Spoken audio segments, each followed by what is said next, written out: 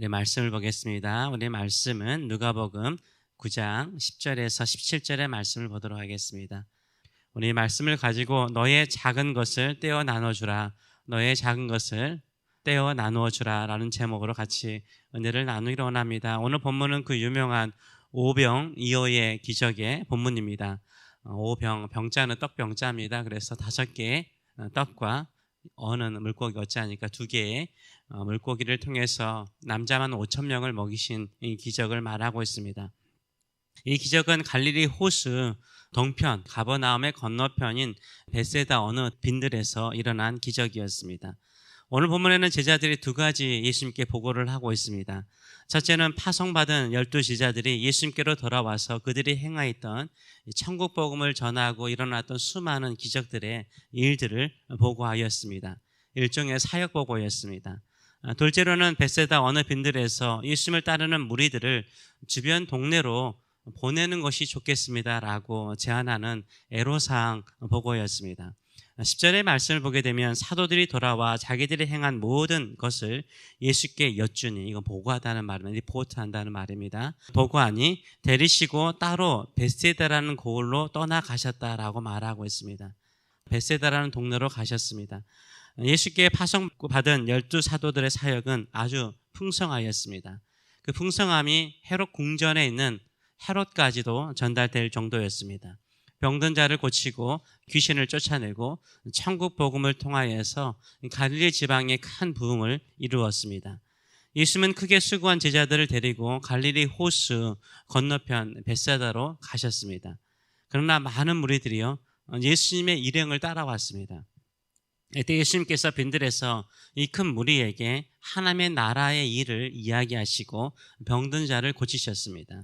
11절의 말씀을 보게 되면 무리가 알고 따라왔거늘 예수께서 그들을 영접하사 하나님 나라의 일을 이야기하시며 병 고칠 자들을 고치셨다라고 말씀하고 있어요. 다시 말씀드리지만 예수님과 제자들이 전한 복음은 하나님의 나라였습니다. 하나님의 나라가 이 땅에 임하고 하나님의 나라가 이루어지면 어떤 사람으로 바뀌고 어떤 일이 일어날 것인가를 말씀하셨습니다. 그러면서 그 증거로서 병든 자를 치료하는 기적이 일어났습니다.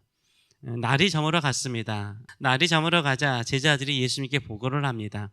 12절의 말씀을 보게 되면 날이 저물어 가매 12 사도가 나와 여짜오되 무리를 보내어 두루 마을과 촌으로 가서 유하며, 잠자리를 구하자는 말입니다. 유하며 먹을 것을 얻게 하소서. 우리가 있는 여기는 빈들이니다 라고 보고를 합니다.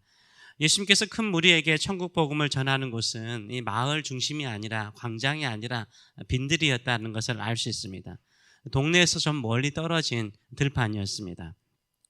이제 이 큰 무리를 동네로 보내서 그들의 잠자리와 먹을 것을 구하게 합시다라고, 그렇게 하는 것이 좋겠습니다라고 예수님께 제안을 하죠. 이것은요 아주 당연한 거죠. 5,000명이나 돼, 남자만 5,000명이니까 여자라 아이들이 따라왔을 텐데 그들 수를 하면 최소한 15,000명이 넘는 큰 무리였습니다. 그들을 어떻게 다 먹입니까? 재웁니까? 할 수 없는 거예요. 보내서 그들의 잠자리를 구하고 먹을 것을 구하게 만드는 것은 합리적이고 당연한 이야기였습니다. 13절의 말씀을 보게 되면 예수님은 제자들에게 이렇게 말씀하십니다.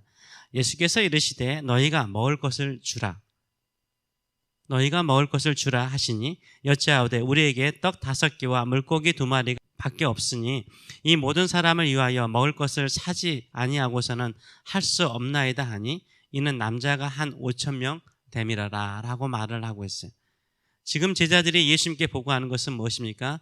해가 떨어지기 전에, 어둡기 전에 빨리 이 무리를 동네로 보내는 것이 좋을 것 같습니다 라고 보고를 했는데 예수님은 뭐라고 답하십니까?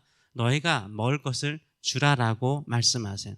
그래서 제자들은 말하기를 뭐라고 말합니까? 우리는 고작 떡 5개와 물고기 2마리 밖에 없습니다. 이것으로 어떻게 이 모든 사람들을 다 먹일 수 있습니까? 라고 반문을 합니다. 예수님께 대한 제자들의 대답도요 매우 타당하고 합리적이에요.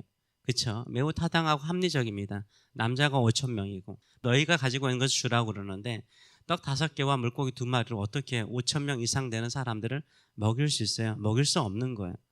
제자들이 하는 말이 합리적이고 타당하고 상식적임에도 불구하고 예수님은 제자들에게 어떻게 말씀하십니까? 50명씩 앉혀라 그래요. 50명씩 질서 있게 앉히게 하십니다. 그리고 떡 5개와 물고기 2마리를 가지고 하늘을 우러서 축사, 감사 기도를 드리는 겁니다. 감사 기도를 드리고요. 이 감사 기도를 드리고 이것을 떼어서 나누어 주라라고 말씀하세요. 예수님께서 이거 물고기와 떡을 그냥 준 게 아니라 떼었어요. 나누어서 준 거죠. 근데 사람들이 너무 양이 적으니까 서로 양보했을까요? 오늘 본문을 보게 되면 다들 배불리 먹었다라고 말을 하고 있어요. 조각을 떼어서 나누어 주자 모든 사람들이 다 배불리 먹고 오히려 12바구니를 남길 정도로 남았다라고 성경은 설명하고 있습니다. 16절과 17절의 말씀을 보게 되면 예수께서 떡 5개와 물고기 2마리를 가지사 하늘을 우러러 축사하시고 떼어 제자들에게 주어 무리에게 나누어 주게 하시니 먹고 다 배불렀더라. 그 남은 조각을 12바구니에 거두었다라고 설명을 해주고 있습니다. 제자들은 예수님께 파송을 받고 하나님 나라의 복음을 전파하고 병든 자를 고치고 귀신 들린 자를 치료하는 능력 있는 시간을 보내었습니다. 베세다 빈들에서도 예수님은 이 큰 무리에게 하나님의 나라를 이야기하고 병든 자를 치유하셨습니다. 제자들이 파송받아서 하는 사역이나 예수님께서 베세다 빈들에서 하신 사역은 똑같거나 비슷했습니다. 그러나 사람을 대하는 자세가 다르다는 것을 좀 알 수 있는 거예요. 예수님은 베세다까지 따라온 무리를 첫째는 영접하셨어요. 11절의 말씀을 보게 되면 무리가 알고 따라왔거늘 예수께서 그들을 영접했어요. 아마 예수님께서 베세다로 가실 때는 보통 많은 학자들은 배를 타고 가셨을 거라고 생각을 해요. 무리들이 10,000명이 넘는 이 5,000명, 남자들은 5,000명이니까 이 많은 수가 어떻게 배를 타고 왔겠습니까? 걸어서 갈릴리 북쪽을 향해서 걸어서 왔겠죠. 이 사람들은 어떻게 해요? 예수님께서 영접해요. 영접을 하고 빈들로 영접해서 그들에게 하나님 나라 천국 복음을 전하고 병이 걸린 사람은 치료하셨다라고 이야기를 하고 있어요. 그리고 난 다음에 예수님은요, 이 큰 무리들의 허기진 배를 채워주세요. 떡 5개와 물고기 2마리로 이 큰 무리를 먹이려고 하세요. 이게 예수님의 마음이에요. 비록 작은 것이지만 이 작은 것을 가지고 그들을 채워주려고 하는 것이 주님의 마음인 거예요.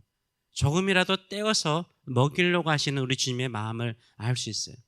오히려 하늘을 우러서 하나님 아버지께 뭐하죠? 감사기도 드립니다.